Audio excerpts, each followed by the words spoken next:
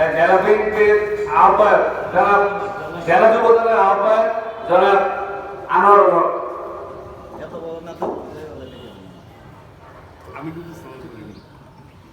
আসসালামু আলাইকুম।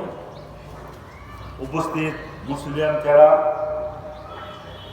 এই নাদির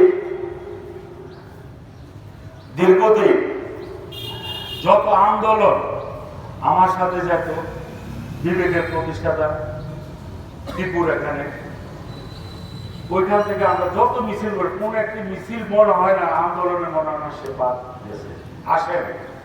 আজকে কিন্তু তার ইয়েতে সুপাত্র দলতে সে একটা কাজে ঢাকায় আছে।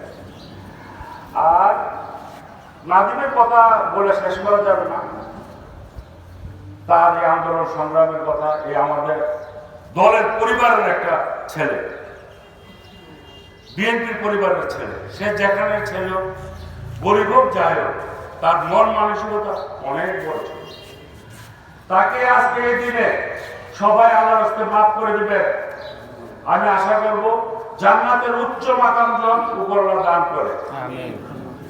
আর তার পরিবারের জন্য মুমিন কাকু যেটা বললো যে সাহায্য সহযোগিতা করার জন্য, আমি এটা চাই না। আমি চাই আমাদের নেতৃবৃন্দুর সাথে যারা ও সময় দিয়েছে, তার দুটো সন্তান, দুটো ছেলে বেকার, 4 ছেলে বেকার, 1 মেয়ে, তেমন কোনো কাজ করে না।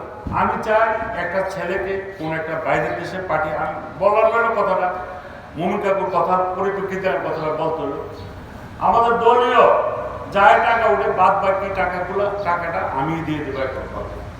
যেহেতু দীর্ঘদিন আমার সাথে ছিল, আমি চেষ্টা করবো দেশের বাইরে পাঠানোর জন্য, বা আপনাদের কাছে থাকলে আপনারা জানাবেন, তার পরিবারটা যেন একটা সচ্ছল হয়।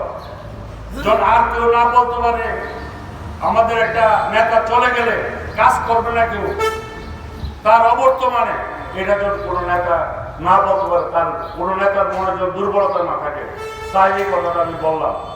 আর সবাই তো আমরা আমার সব নেতৃবৃন্দ, যুব দলের আদর্শ উপজেলার আহ্বায়ক, স্বেচ্ছাসেবকের আহ্বায়ক, শ্রমিক দলের আহ্বায়ক, সবাই এখানে উপস্থিত, সবাই তো আপনাদের ইনশাআল্লাহ তার জান্নাতের উচ্চ মাকাম দান করে। আসসালামু আলাইকুম।